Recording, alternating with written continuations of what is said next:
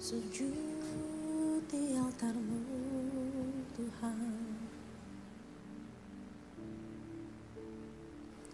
Haleluya,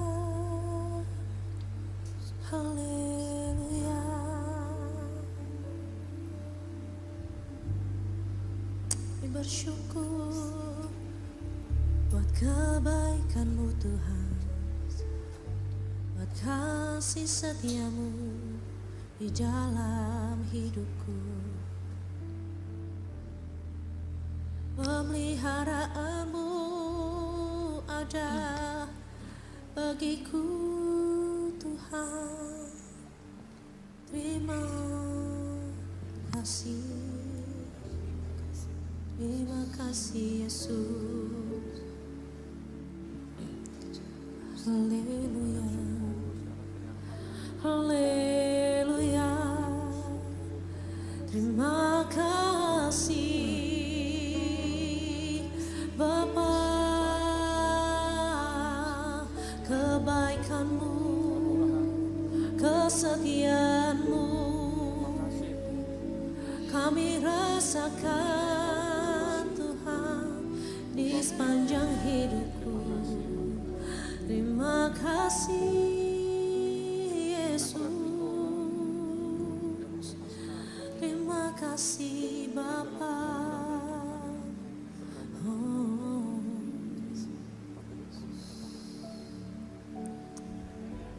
Kami mau nikmati kehadiran-Mu Tuhan. Oh, hadirlah di sini, bertahtalah, mengalirlah ya Roh Kudus. Yesus Tuhan, ku nikmati keindahan dan keagungan-Mu, oh Tuhan. Ku nikmati kemuliaan-Mu, menyembah-Mu dengan segenap hatiku.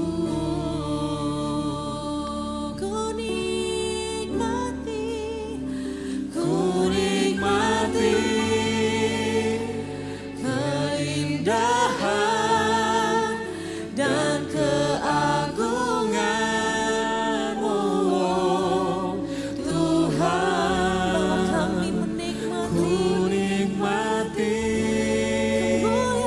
kemuliaan-Mu, menyembah-Mu dengan segenap hatiku.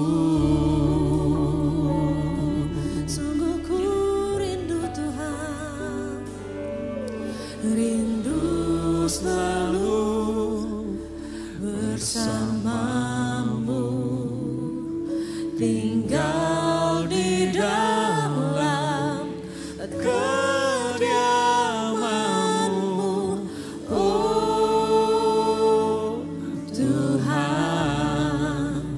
Sebab ku sukai hadirat-Mu, tak ingin ku terpisahkan, dekat dengan-Mu, itu yang ku rindukan.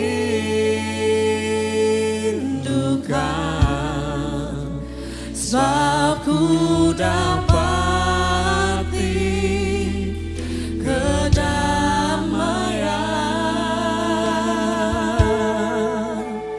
Ku nikmati keindahan dan keagungan-Mu, oh Tuhan.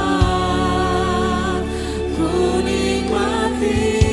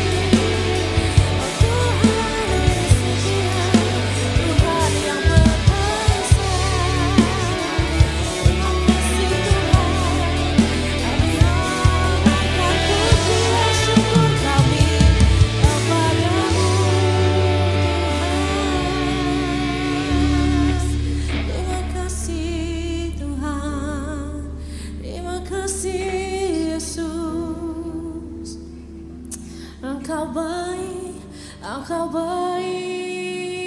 Yesus. Terima kasih Tuhan, kami bersyukur, haleluya. Kami mau katakan selamanya, untuk selamanya Kaulah Allah kami, Yesus.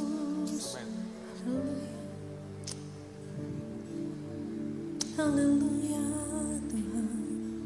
Oh, yes, Jesus. Haleluya. Dalam segala keadaan,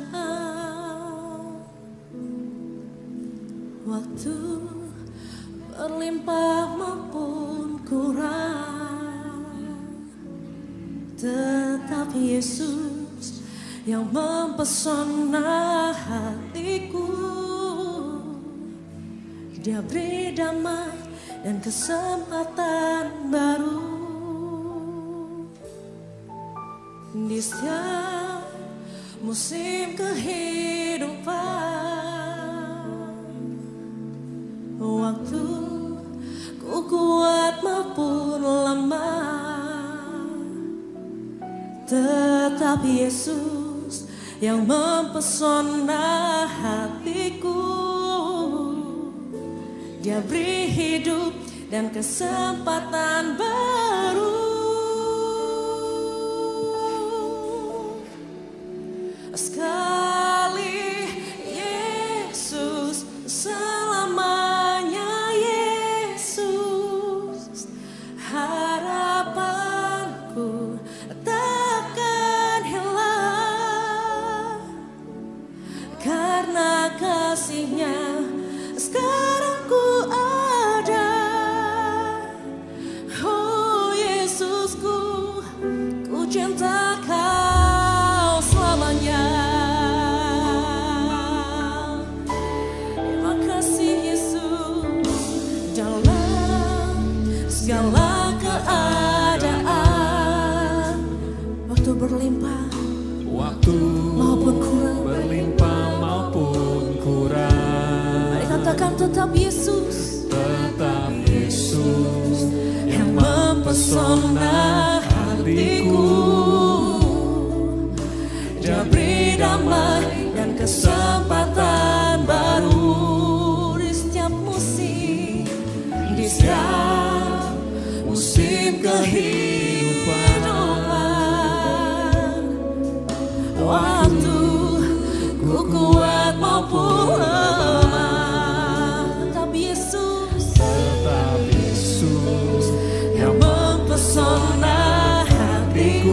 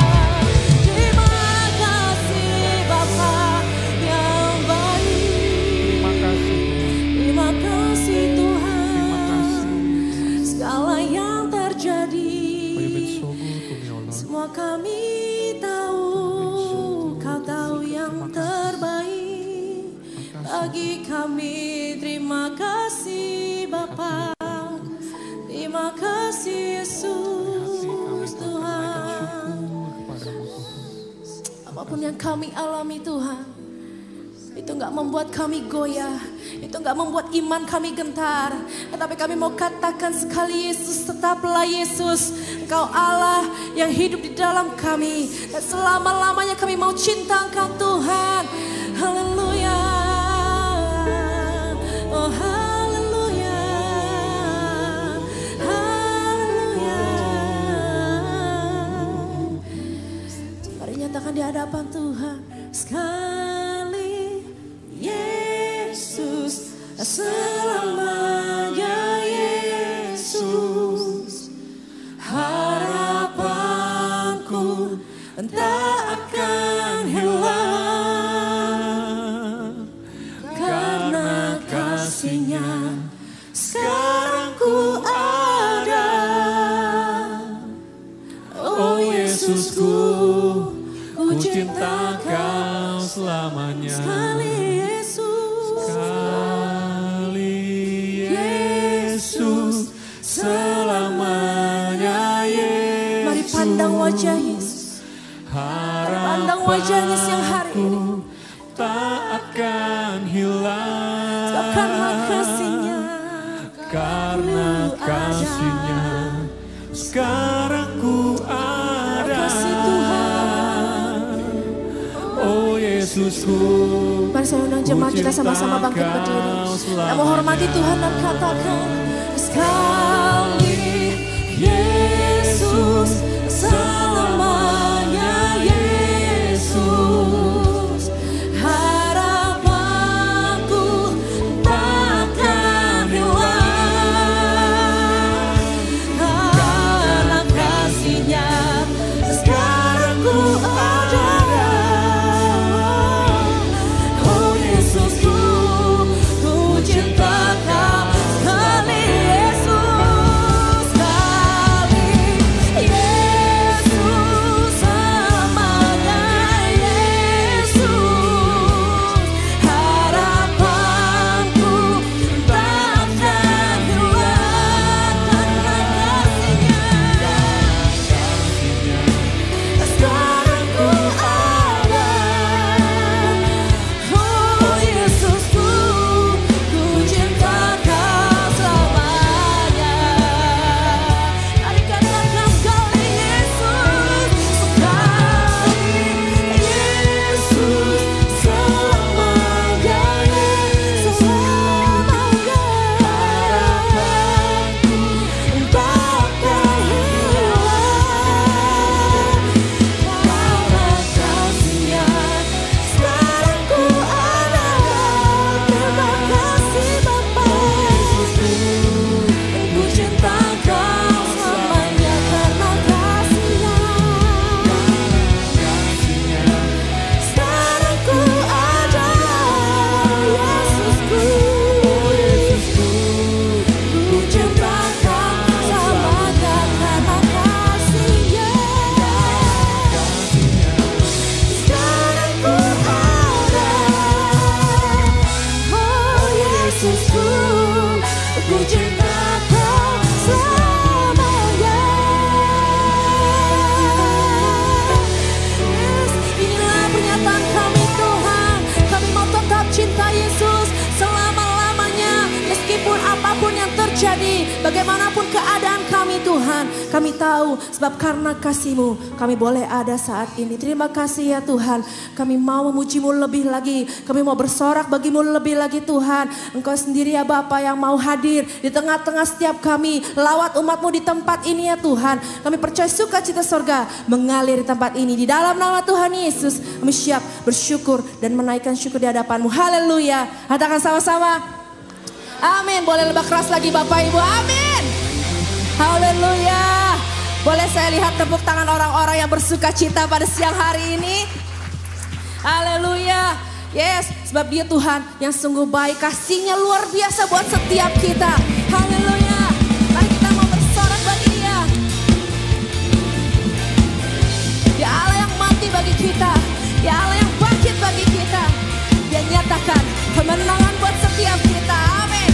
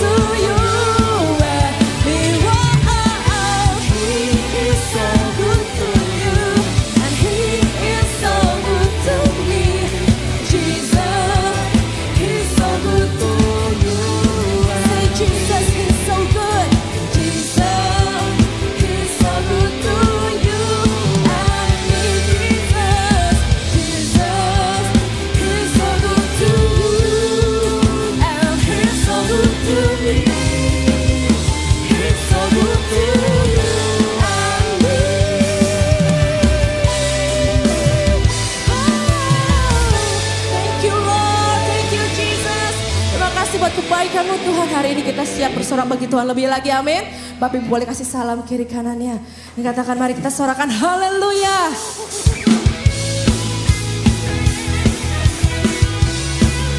Apapun yang terjadi dalam hidup kami Tuhan, kami percaya Yesus Kau kekuatan. Come on. Yesus Kau kekuatan di hidupku, takkan gentar langkahku.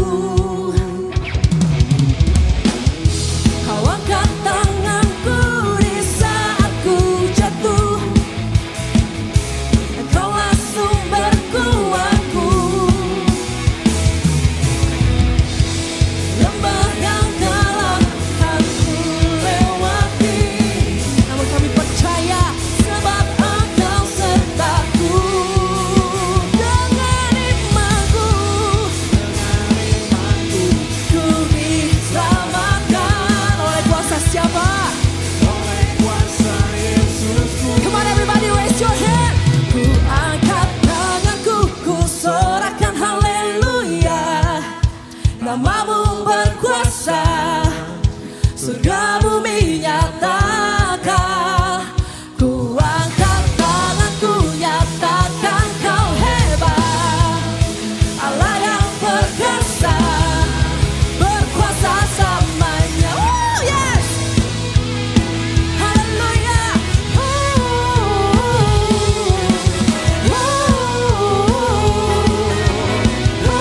Dan Yesus Kau kekuatan. Yesus Kau kekuatan di hidupku, akan gentar langkahku. Kau yang angkat tanganku, Kau angkat tanganku di saat ku jatuh. Kaulah sumber kuatku. Lembah yang gelap kan ku lewati, sebab Engkau sertaku. Mari dengan iman, dengan imanku ku diselamatkan. Oleh kuasa Yesusku. Mari angkat tangan kita. Tanganku ku sorakan haleluya. Namamu berkuasa, surga bumi nyatakan. Ku angkat tanganku, nyatakan Kau hebat. Allah yang perkasa, berkuasa selama.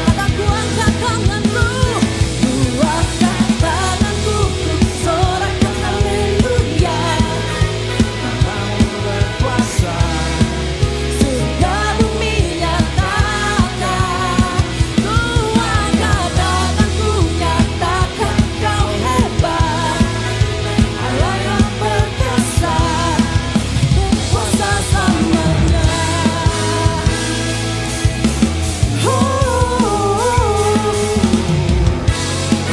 Semua nyanyikan.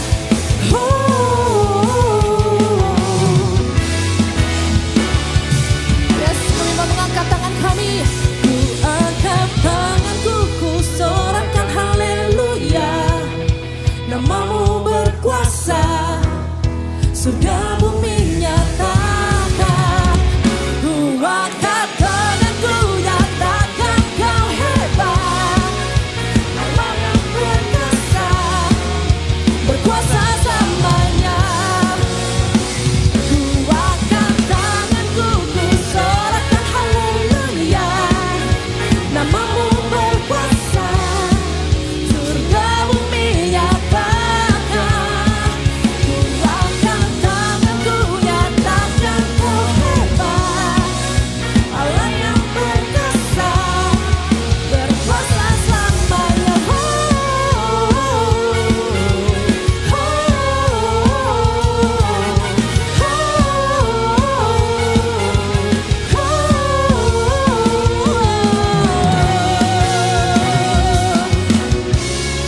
Ya Allah yang perkasa dan berkuasa sampai selama-lamanya, amin. Haleluya, silakan duduk Bapak Ibu Saudara. Yes, kami percaya Tuhan ketika kami memuji nama-Mu, Ketika kami nyatakan kebesaran-Mu Tuhan, kami tahu Engkau ada di tengah-tengah kami. Yes, biar hanya nama-Mu yang ditinggikan. Sebab kami percaya ada kuasa di dalam puji-pujian Tuhan. Kami percaya kuasa-Mu dinyatakan di tempat ini. Biar siang hari ini jangan lewatkan setiap kami Bapa. Siang hari ini jangan lewatkan setiap kami. Tapi biar setiap kami boleh merasakan Engkau. Setiap kami Tuhan boleh merasakan Roh-Mu mengalir di tengah-tengah setiap kami. Memenuhi setiap kami Tuhan. Yes. Biar Engkau yang penuhi hati setiap kami. Yes, terima kasih Yesus. Haleluya.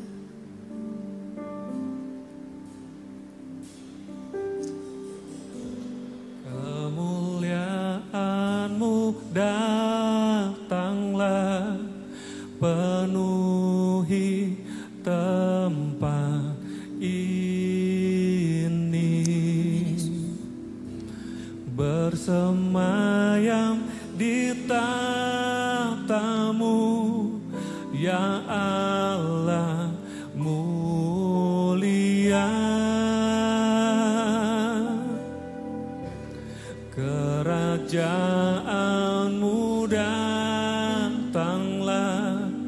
di bumi seperti di surga. Lawatlah Tuhan, kami rindukan kemuliaan-Mu datanglah. Mari boleh berikan kemuliaan yang luar biasa buat Tuhan kita. Hanya hadirat-Mu yang kami rindukan Tuhan pada siang hari ini. Hadirat-Mu Tuhan selalu kami rindukan. Lawatan-Mu Tuhan yang kami nantikan, selalu kami nantikan. Yesus, Kaulah Tuhan, nama-Mu ditinggikan di atas pujian. Engkau bersemayam, kami menyembah-Mu Tuhan. Kemuliaan-Mu datanglah, penuhi tempat ini, bersemayam di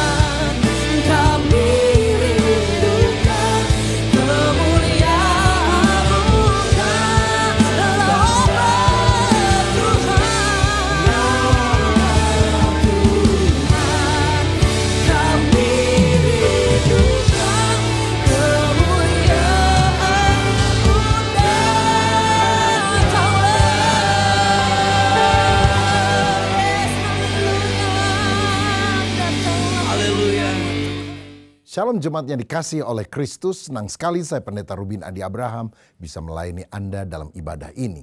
Hari ini saya akan menyampaikan firman dengan judul Tanda Terkini bahwa kedatangan Kristus makin dekat. Wahyu pasal 22 ayat 12 berkata, "Sesungguhnya aku datang segera dan aku membawa upahku untuk membalaskan kepada setiap orang menurut perbuatannya."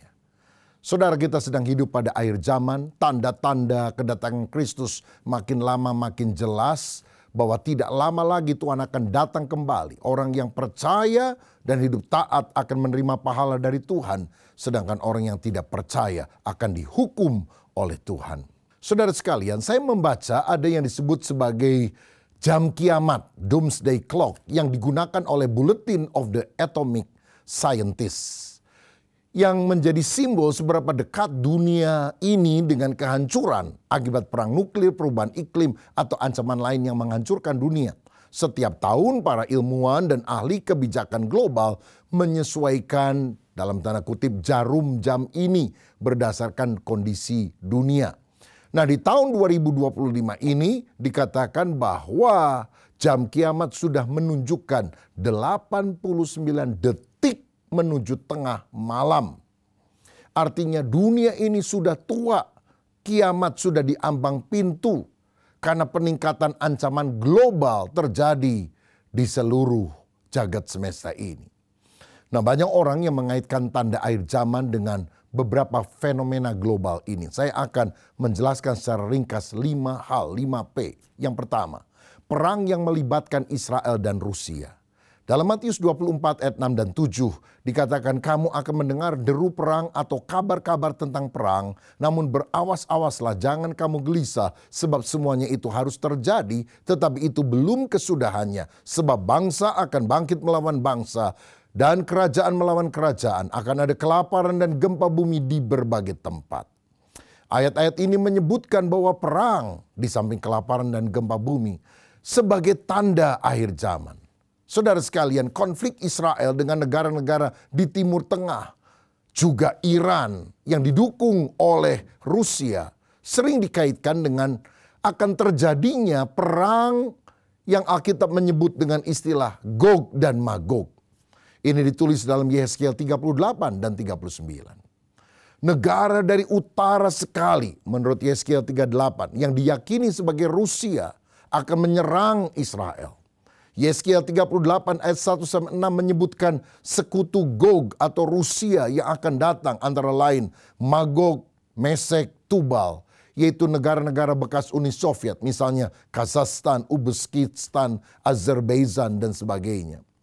Lalu disebutkan Persia, dan ini adalah Iran pada zaman modern.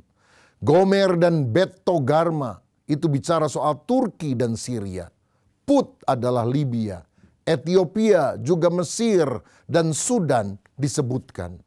Tetapi Yehezkiel 38 ayat 13 juga menyatakan ada negara yang tidak akan ikut koalisi mendukung Rusia, yaitu Sheba dan Dedan. Tampaknya ini adalah negara di Jazirah Arab, misalnya Arab Saudi, Uni Emirat Arab, Bahrain, yang sudah melakukan perjanjian damai dengan Israel.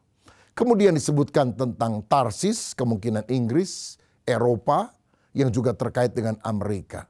Tetapi negara-negara barat ini tidak membantu Israel pada waktu Rusia dan sekutunya menyerbu Israel. Karena Alkitab berkata Tuhan sendirilah yang akan turun tangan, mendatangkan bencana dan berbagai hal yang mengejutkan. Yehezkiel 39 mencatat Tuhan akan menghukum Gog, yaitu Rusia dan sekutunya. Mayat mereka akan dikubur 7 bulan dan senjata mereka akan dibakar 7 tahun. Saudara, baca dengan lebih seksama Yehezkiel 38 dan 39 supaya saudara bisa lebih dibukakan hal ini. Saya hanya memberikan cuplikan saja tentang tanda terkini mengenai kedatangan Kristus. Nah, perang besar ini akan membuka jalan bagi perang berikutnya, Harmagedon, di mana Antikristus pertama akan tampil tampaknya sebagai penyelamat dunia dengan membawa solusi damai, tetapi ternyata dia akan membawa kehancuran yang fatal. Tanda terkini tentang kedatangan Kristus makin dekat adalah perkembangan AI, Artificial Intelligence, dan teknologi kontrol. Pada masa kini, Artificial Intelligence, AI, semakin canggih. Sudah diproduksi mobil-mobil tanpa supir yang bisa membawa kita kemana saja tanpa tabrakan dengan yang lain. Ada drone yang bisa mengantar barang, sehingga kalau kita pesan barang yang datang bukan lagi orang, tetapi pesawat drone ini.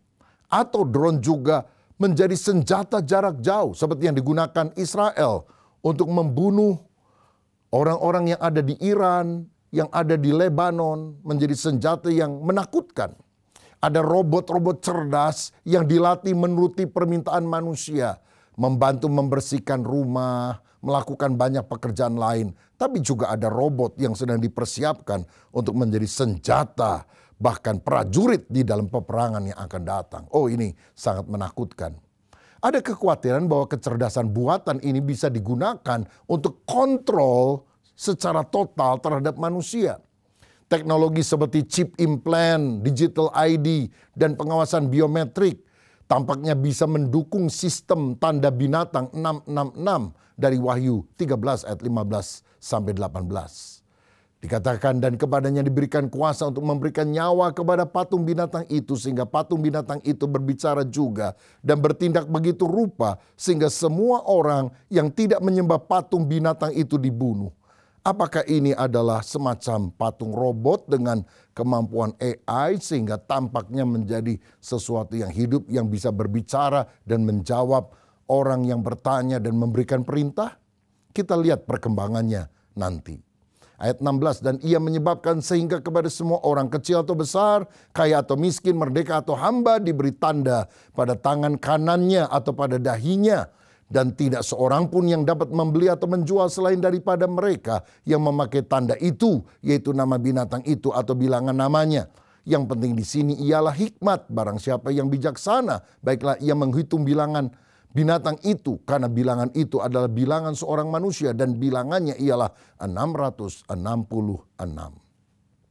Tapi ada pula yang menafsirkannya secara hurufiah, bahwa ini akan menjadi semacam chip implant atau AI yang coba dimasukkan di dalam diri manusia. Atau dua-duanya bisa merupakan tafsiran yang benar atau saling berhubungan. Kita tidak mau berspekulasi, tetapi kita harus waspada. Elon Musk dikenal sebagai orang salah satu yang terkaya di dunia pada masa kini dengan proyek futuristiknya seperti Neuralink, chip di otak, Starlink, internet global via satelit, dan Tesla AI, mobil cerdas. Beberapa orang melihat teknologi ini sebagai bagian dari persiapan menuju tanda binatang 666 itu, di mana manusia harus menerima tanda tertentu untuk bisa bertransaksi dan hidup di dalam masyarakat modern. Neuralink bisa dianggap sebagai cikal bakal pengendalian pikiran atau sistem global yang menghubungkan manusia dengan kecerdasan buatan AI. Sedangkan Starlink bisa dihubungkan dengan sistem komunikasi global yang memungkinkan pemantauan total terhadap umat manusia melalui berbagai cara, antara lain face recognition. Jadi orang dilihat dengan alat ini, wajahnya kelihatan dan langsung semua data tentang kita akan muncul. Saudara, ini merupakan perkembangan yang harus diwaspadai sebagai tanda zaman. Yang ketiga adalah perjanjian damai sebelum aniaya besar terhadap Israel. Nah, ketika Donald Trump menjadi Presiden Amerika Serikat pada periode pertama tahun 2017 sampai 2021 yang lalu, dia memindahkan kedutaan besar Amerika Serikat dari Tel Aviv ke Yerusalem tahun 2018. Kemudian dia juga berhasil melakukan perjanjian damai yang disebut sebagai Abraham Accord antara Israel, Uni Emirat Arab, dan Bahrain pada tanggal 15 September 2020 disusul oleh negara Sudan dan Maroko. Abraham Accord itu sebuah perjanjian damai di mana semua keturunan Abraham atau Ibrahim yang beragama Yahudi, Islam, dan Kristen harus hidup rukun karena bapaknya sama.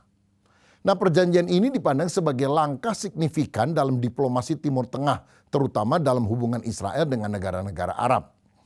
Jared Kushner, menantu dari Donald Trump, suami dari Ivanka Trump, adalah arsitek utama di balik Abraham Accord ini. Perannya dalam negosiasi ini membuatnya menjadi figur yang diperhatikan dalam spekulasi tentang akhir zaman. Nah, ketika Donald Trump kini kembali menjadi Presiden Amerika Serikat pada periode kedua, yaitu tahun 2025 sampai 2029 nanti, tentu dia akan melanjutkan kembali perjanjian damai itu dengan negara yang lebih luas dan banyak.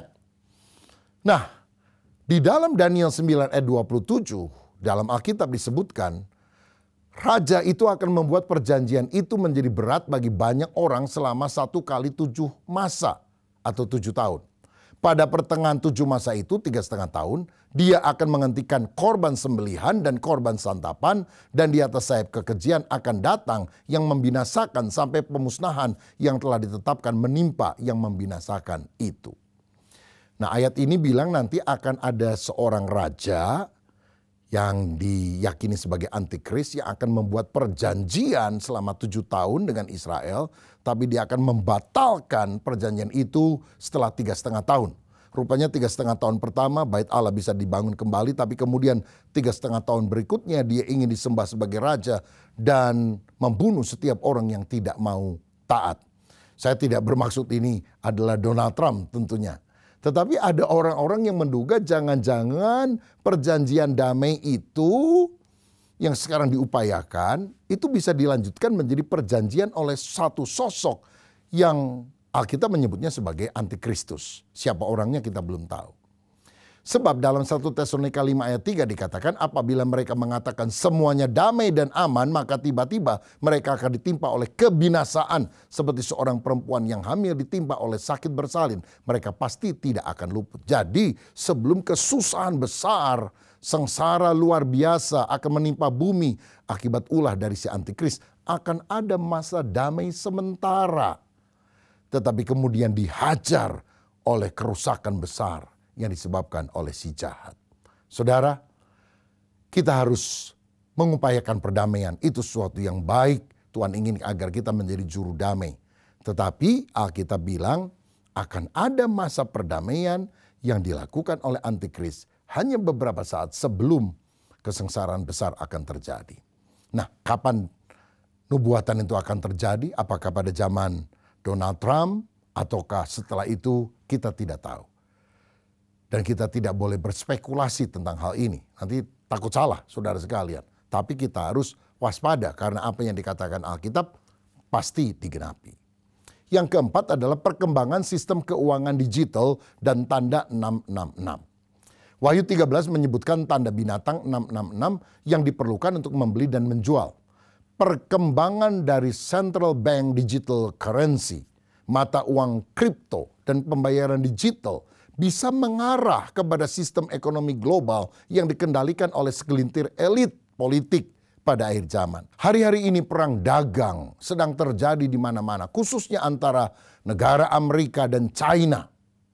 Siapa yang akan menang dalam perang dagang ini akan menguasai dunia. Maka Amerika menaikkan tarif sampai 25% untuk barang-barang China yang mau dijual ke Amerika. Lalu China juga membalas dengan strategi yang tidak menyebabkan barang Amerika bisa diterima dengan gampang di China. Perang dagang ini merupakan fenomena yang dapat menggoncangkan ekonomi dunia.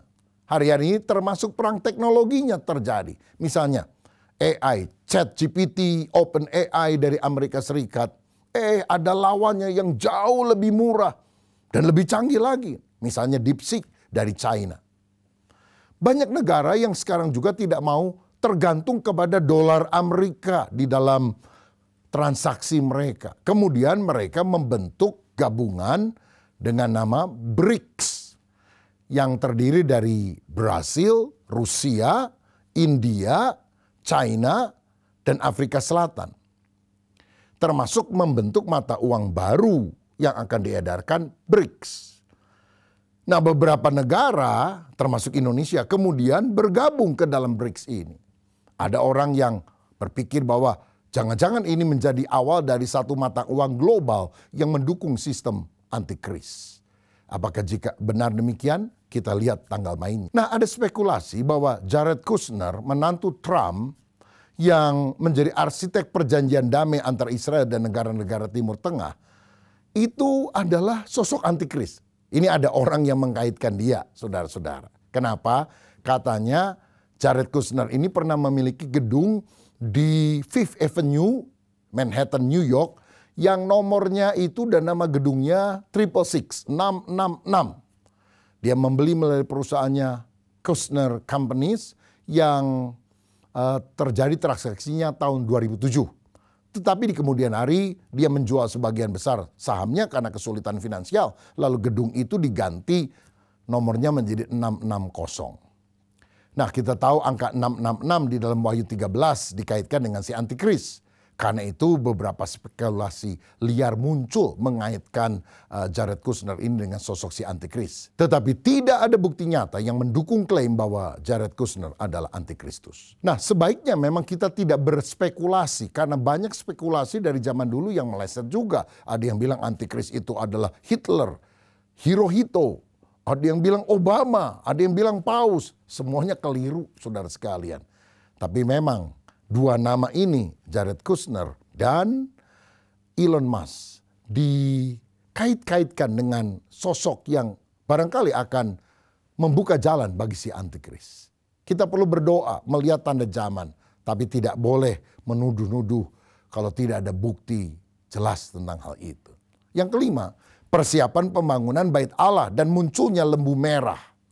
Saudara, kita perlu tahu bahwa Bait Allah yang pertama dibangun oleh Salomo dengan sangat megah. Tapi kemudian dihancurkan oleh kerajaan Babel di bawah Nebukadnezar tahun 586 sebelum Masehi. Israel kemudian ditawan 70 tahun ke Babilonia. Setelah mereka balik, mereka membangun kembali Bait Allah. Jadi dari runtuhannya dibangun Bait Allah yang kedua, yang lebih kecil, tidak terlalu megah. Tapi di kemudian hari diperluas oleh Raja Herodes. Tapi kemudian Bait Allah kedua ini dihancurkan oleh Kekaisaran Roma pada tahun 70 Masehi. Sehingga Yahudi mengalami diaspora terserak ke seluruh dunia. Yang tersisa hanyalah The Wailing Wall. Tembok di Yerusalem Timur, tembok ratapan di mana orang-orang Yahudi berdoa di sana. Menangisi dan merindukan dibangunnya kembali Bait Allah itu. Di kemudian hari, dinasti Umayyah, Islam pada abad ke-7, tahun 691 Masehi dan selanjutnya, mendirikan di lokasi tersebut yaitu Dome of the Rock, masjid di sana. Nah, kalau pada zaman ini Bait Allah akan dibangun di atas masjid Dome of the Rock, apakah masjidnya harus dihancurkan dulu? Wah, ini bisa jadi perang agama yang besar dan ini menjadi hal yang sangat sensitif sekali. Tetapi kalau kita baca Alkitab, sebelum Yesus datang kembali akan muncul penguasa keji yaitu si antikris yang akan minta disembah sebagai Allah dan dia akan duduk di Bait Allah.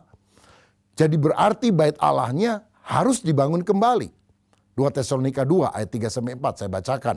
Janganlah kamu memberi dirimu disesatkan oleh orang dengan cara yang bagaimanapun juga, sebab sebelum hari itu haruslah datang dahulu murtad dan haruslah dinyatakan dahulu manusia durhaka yang harus binasa, yaitu lawan yang meninggikan diri di atas segala yang disebut atau yang disembah sebagai Allah. Bahkan ia duduk di Bait Allah dan mau menyatakan diri sebagai Allah. Nah, jadi si antikris akan menguasai Bait Allah, berarti Bait Allahnya harus dibangun dulu, lalu dia ingin disembah sebagai Allah. Yang tidak mau masuk dalam aniaya besar, dibunuh, dibantai oleh si antikris. Nah, saudara-saudara, jadi pembangunan Bait Allah itu sedang dirancangkan, terutama oleh orang Yahudi, bukan oleh orang Kristen ya saudara.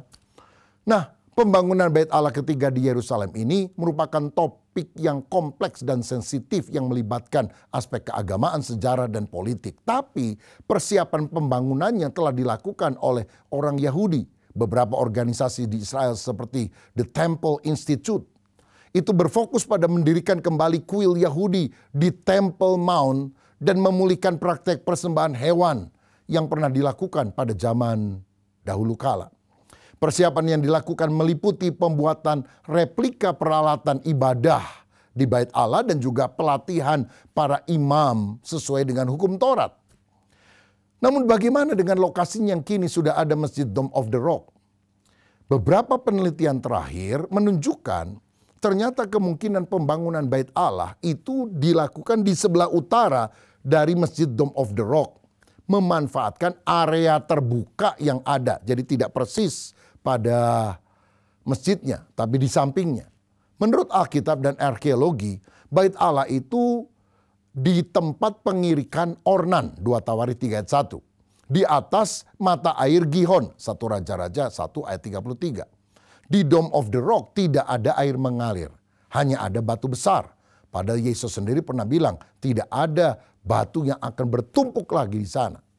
Jadi tempatnya mungkin adalah di samping utara dari masjid. Sebab dalam Wahyu 11 ayat 1 dan 2 dikatakan, kemudian diberikanlah kepadaku sebatang bulu seperti tongkat pengukur rupanya dengan kata-kata yang berikut. Bangunlah dan ukurlah bait suci Allah dan mezbah dan mereka yang beribadah di dalamnya. Tetapi kecualikanlah pelataran bait suci yang di sebelah luar. Janganlah engkau mengukurnya karena ia telah diberikan kepada bangsa-bangsa lain. Dan mereka akan menginjak-injak kota suci 42 bulan lamanya atau 3,5 tahun. Jadi jika ini benar, mungkinkah itu dibangun dalam waktu dekat? Kita tunggu tanggal mainnya. Nah, satu hal yang penting, dalam tradisi Yahudi sebelum pembangunan bait suci harus ada penyucian ritual dengan menggunakan lembu merah, red heifer.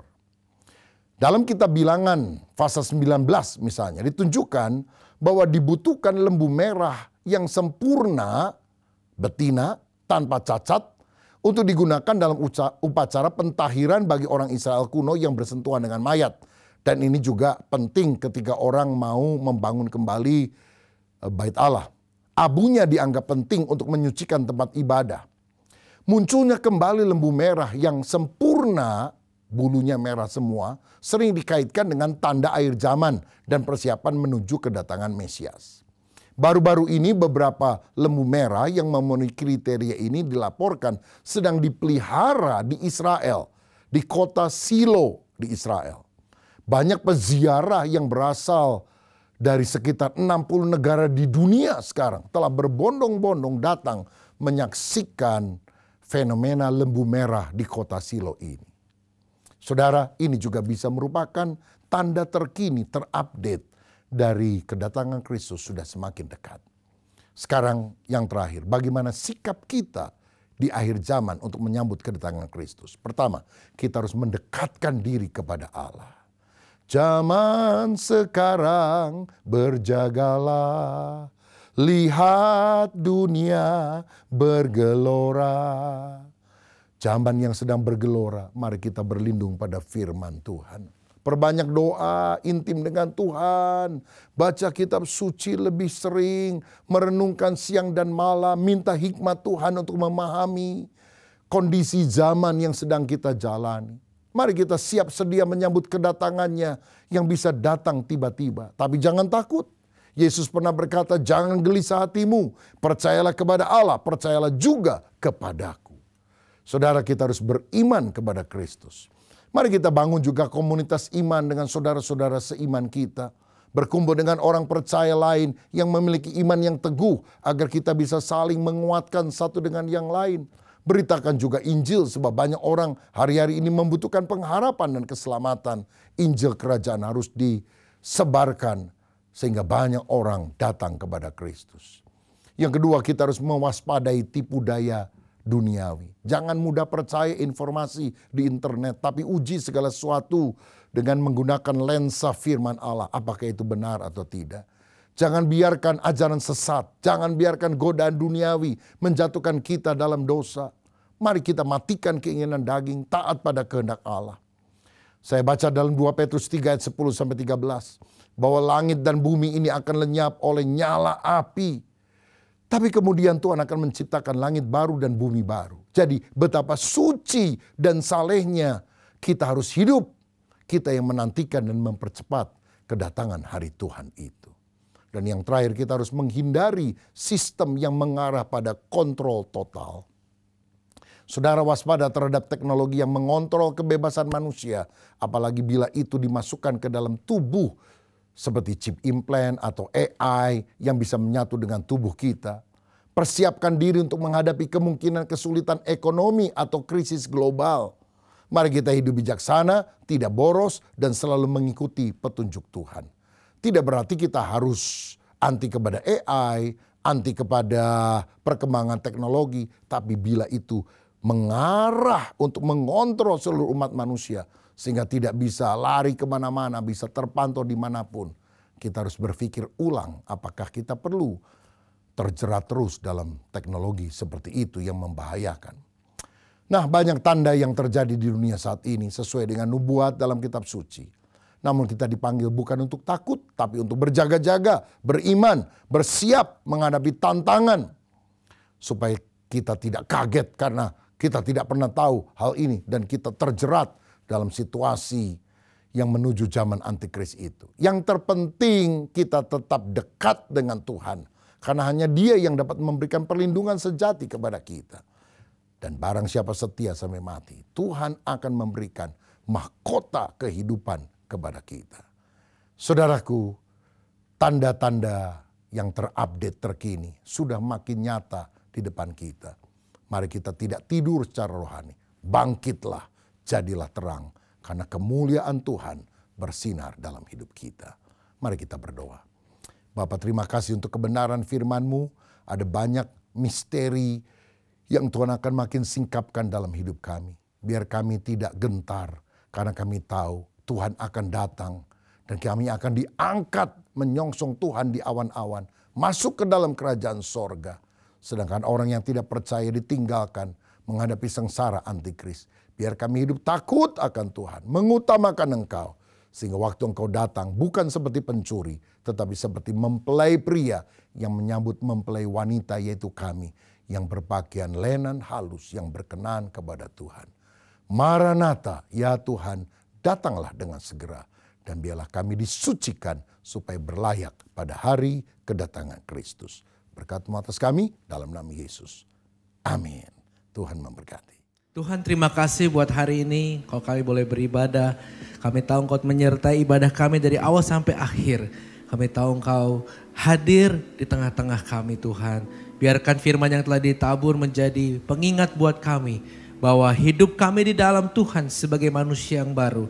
Kami juga harus mengasihi sesama manusia dan juga kami bisa setia kepada pasangan kami yang telah diberkati di altarnya Tuhan. Biarkan kami bisa jadi berkat juga buat sesama kami dan kami bisa mengangkat hidup orang-orang di sekitar kami. Ya Tuhan, sekarang kami mau berdoa buat bangsa kami. Kau berkati bangsa kami Tuhan. Kau berkati pemerintahan yang ada Tuhan. Biarkan seluruh rakyat Indonesia masih bisa terus percaya kepada konstitusi, kepada negara ini. Sehingga di negara kami tidak terjadi kekacauan atau kudeta Tuhan. Tetapi Engkau yang memimpin, memberikan damai, memberikan shalom buat bangsa kami. Sehingga setiap rakyat Indonesia semakin lama semakin sejahtera dan diberkati Tuhan. Kami juga berdoa buat gereja kami Tuhan.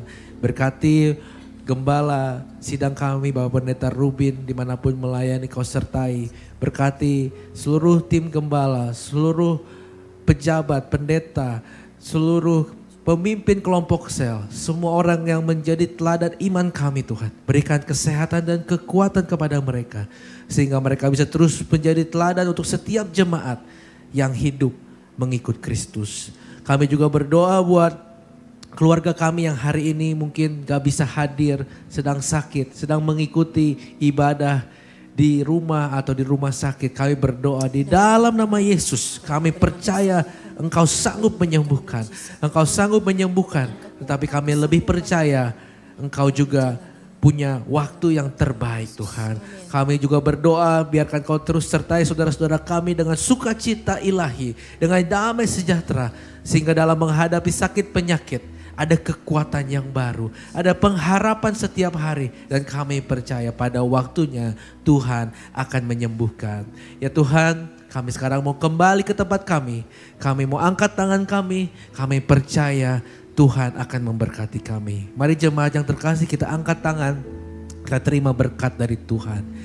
Diberkatilah hidupmu, diberkatilah keluarga, diberkatilah usaha dan studimu, diberkatilah apapun yang kau kerjakan Tuhan buat berhasil. Engkau akan menjadi kepala bukan ekor.